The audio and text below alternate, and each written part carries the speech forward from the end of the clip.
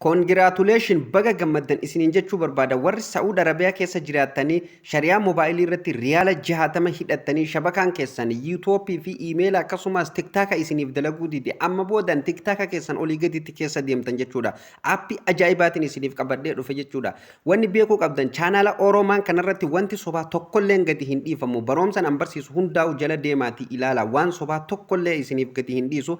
Aappii kana akka namni akkaawuntii ofiitiin guddifatu jedhee waan sobaa asirratti fidu isinitti hin fidu ani kanaafuu deemaati seenaati ilaalaan isiniin jedha hordoftoota Oromaan nagallee hin daganne akkam jirtu nagaa keessan warri chaanaala Oromaaniif haaraa taatan subscribe godhaa please video keenyallee like godhuu hin dagatinaan isiniin jedha aappii kana eessaa akka argattan amman isin argisiisa jechuudha zawuma ammaa buufadha aappii kana kallatti man karaa barumsaa isin dabarsa.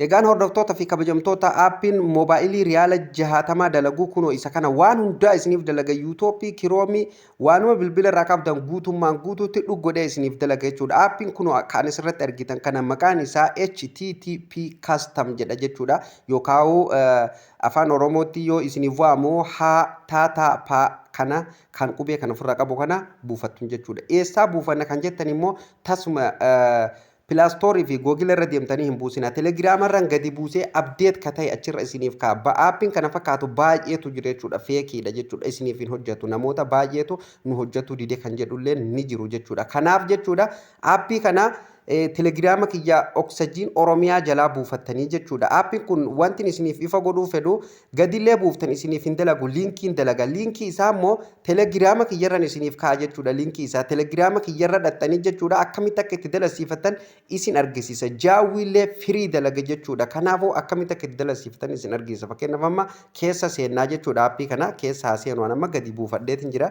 Keessa seenu akkuma argitan kunoo amma dalagaa jiraa jechuudha aappiin kun. Obboleeyyan yeroon keessa seenuu dalagaa jiraa jechuudha bifa ajaa'ibaatiin kunoo liinkiin isaa kana jechuudha. Liinkii kana immoo Telegiraama irratti isiniif kaa'aa jechuudha. Liinkii kana ammallee isiniif hin dalagu jechuudha. Tasuma akkamitti akka dalasiifatan isin argisiisa. Amma kiyya dalagaa jira jechuudha. Fakkeenyaaf isin yeroo gadi buuftan open yeroo inni isiniin jedhee ni dhiistan guutumattu waan tokko hin daladdan jechuudha. Keessaa baatan.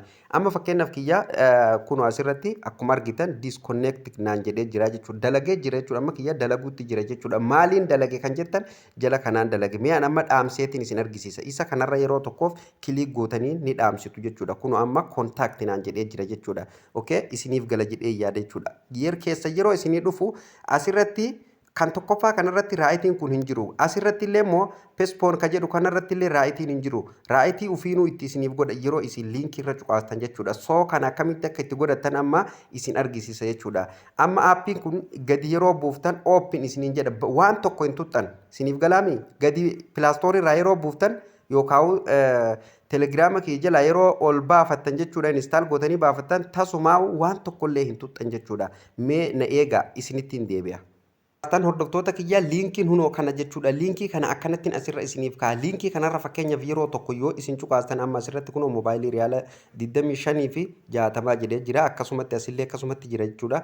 Kanaafuu isin aappii an akkanumatti isiniif ka'a liinkii kana sadiinoo akkanumatti isiniif ka'a. Isin kana keessaa kan tokkoffaarrallee hin tuttan, kan sadaffaarra hin tuttan, kan lammaffaa kana kan onnee fi ashangulliitiin nadaaraa qabdu irra manaasaraa qabdu irra jirtu kanarratti yeroo tokko yeroo isin cuqaastan mi'aan amma kunoo akkanatti yeroo anan irratti cuqaase akkuma argitan jala kanaan hunoo asirratti maaliin banuu feetanaan jedha. Kanaafuu isin aappiin bantan kun amma aappii isaati waan ta'eef aappilikeeshinii kanarratti ni cuqaastu. Yeroo aappilikeeshina kanarratti cuqaastan mi'aan amma irratti cuqaaseetiin isin argisiisa. Irratti hin cuqaase jechuudha fakkeenyaaf.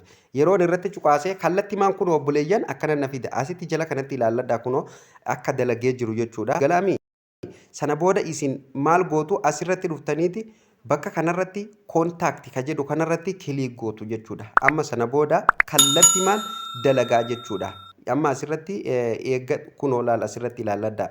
Disconnect naan jedhee jira jechuudha. Amma dalagee jira jechuudha. Asirratti illee kunoo akka argitan qulfiin isaa baatee jirti ni argitanii. Isa kana karaa kanaan akkanatti dalasiifadhaan isiniin jedha.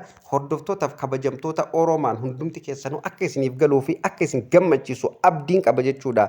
Shabakaa bilaashaatii fi barnoota teeknooloojii fi barnoota haala yerootiif ammayyaawaa ta'e jechuudha. Kan haala yerootiif wal qabatu hundumaa chaalaana kanarratti akka isin barsiisu abdii abdiin qaba. Isinilleen chaanaala kana subscribe gootanii akka na hordoftan kabajaaf jaalalnaan isin gaafadha. Kan irraaf qopheeffadhe asuma irratti raawwata. Barnoota yeroo biraatiin hanga walitti deebinutti turtii gaarii.